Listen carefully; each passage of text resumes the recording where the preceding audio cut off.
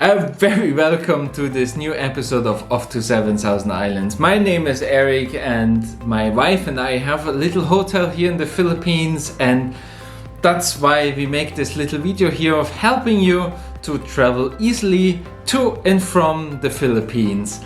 And today this video has two parts. One about the new things which happened in eTravel and what is eTravel. When you enter the Philippines, you need to fill that out, and a few tips about this. And then in the second part, we fill that out together and I walk you through step by step. And as always, all the timestamps are down below, so you can jump to the different sections and parts what we talk about. Just click on the little time and then the video jumps to this section. But let's get into the video and don't forget to like it.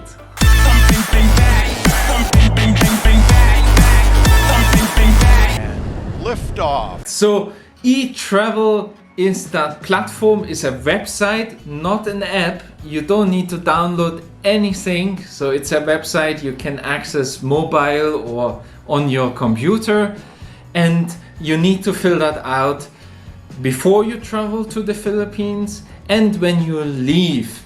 And that's new basically. When you leave to the Philippines, that's new. And you can see that here on the home page, Depature, leaving the Philippines. That's new, and that's one part of what we talk about here. But you can fill that out a maximum of 27 hours before departure, so 3 days before departure in your home country or departure in the Philippines when you leave again. The entry guidelines are here on top on the right hand corner, and if you click on it, it shows you that, fully vaccinated means with two vaccines against COVID, or one vaccine if you have Johnson & Johnson. And then for unvaccinated over 15 years old, you need to show an Antigen Test before you come, or you can do that when you arrive here, but most airlines want to have that or see that before you enter their airplane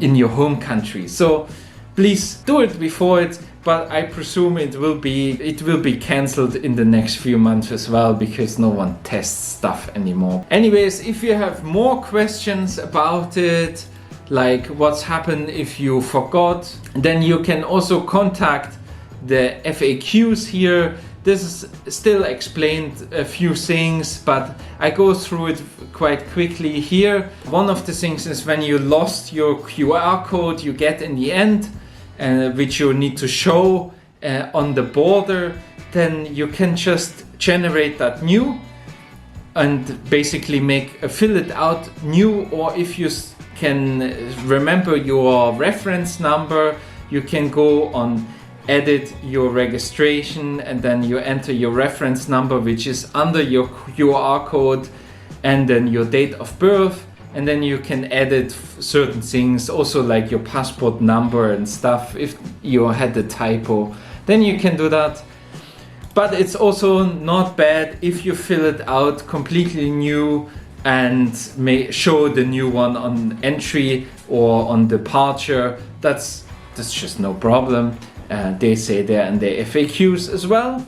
So in the end, if you fill that out for entry, you get a green or a red QR code. The green is for those who are vaccinated. If you get a red QR code, then you need to show your test certificate, and this takes a little bit long. A few tips maybe just for the beginning.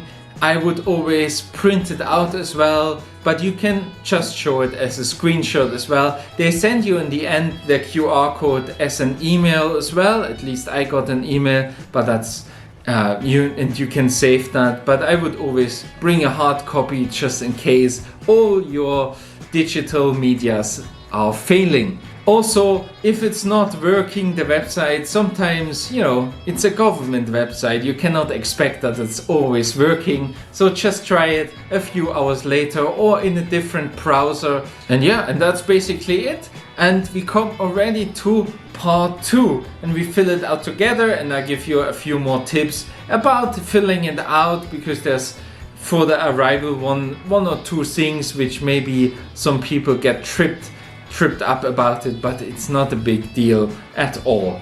So let's get into it. When you're on this website here, eTravel is for free. So you don't need to pay anything for it. If you paid anything for it, you got scammed. But you're probably a foreign passport holder. So we click this, and then travel type. You're probably arriving. We do arriving first and then later departure. You come probably by air, and then you can choose here the dates which are possible to register already. We just choose one, then you enter your email address, and then you need to agree to the data usage. When you have done this, then in step 1 here, your personal profile. It's just your name, your last name, your passport number, your sex, your birthday, your citizenship. And when you put in your citizenship, like for me, Germany, German, and then your date of birth, your country of birth, so also Germany, and then you put your number in, it switches already your country code and for your telephone number, and you just fill that out. Yes, and then on the next one you need to give your address. So step 2 is just your permanent resident address. Step 3 is then your travel details. Where are you from? The country of origin. The purpose of your travel is probably holiday. The travel type. You're probably an aircraft passenger. Then the name of the airline. I just choose one. And then it gives you already, it limits down your flights which are arriving. And then you choose the one, and then it fills out already which terminal where you arrive. And the next one is the destination up on arrival, and there you need to put your first hotel or the hotel you know, or the residence of someone where you stay. First we do the hotel, then of course the best hotel is South Drive Beach Resort. Drive Beach Resort. This is our hotel, and you can just have that here. And then for some reason you need to put your contact information there again from the hotel, so we just put the number there. If you don't find your hotel in that list here, which consists of all the hotels which are registered with the Bureau of Tourism, and that means basically that these hotels who are shown up here are checked by the Bureau of Tourism for certain standards, and your hotel is just registered as a normal company. So then you can go onto residence, and you can click here same as permanent residence if you live in the Philippines, and then if not, then you put in here the address of your hotel or place where you stay. No problem at all. And I don't think anyone is transiting through the Philippines, so that's what we do. We just put in the hotel, and then on the 5th, basically last page, you have the health declaration. So that is about the different vaccines. Do you have the vaccines? When did you have them? You only need 2 vaccines or 1 vaccine. There's no booster required and all this kind of stuff. And yeah, there's the question of the antigen test if you need it. And yeah, that's all. Then did you transit or worked or visited other countries in the last 30 days? Did you been in contact with people who had COVID in the last 14 days? And have you been sick in the past 30 days? And if you click on next, then there is the summary. I don't show you yet now the summary, but that's basically it. That's a summary, and then on the bottom of that page there's a submit button, and if you click on this, then your QR code appears, either green or red, and then that's no problem whatsoever. You just show that with your passport at the border.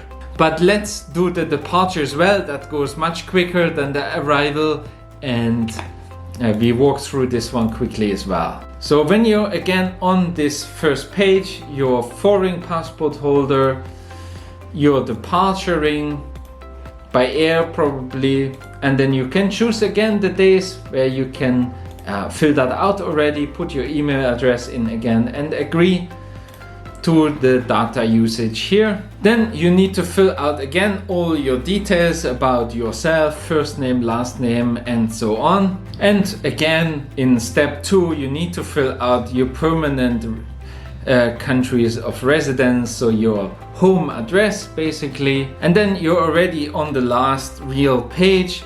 It's just your travel details, so the country of destination, where are you traveling to, then the address where you're traveling to, I mean it's probably your home address, the purpose of your travel, and the travel type, so as a aircraft passenger, then the name of the airline again, the flight, the departure airport, which one in the Philippines, and that's it. And in the end, there's just again the submit button. So there's the summary, and then you submit it, and then you get the QR code which you show when you leave and at your border control, wherever that is, Cebu or Manila probably. So that's basically it. So I hope you enjoyed it. It was useful for you, and this little walkthrough. If you want to know more about us and how we live here in the Philippines and what we do and how our hotel looked like, then check out our channel, give it a big like and subscribe to our channel if you want to know more. That would really help us, and we see you in the next one.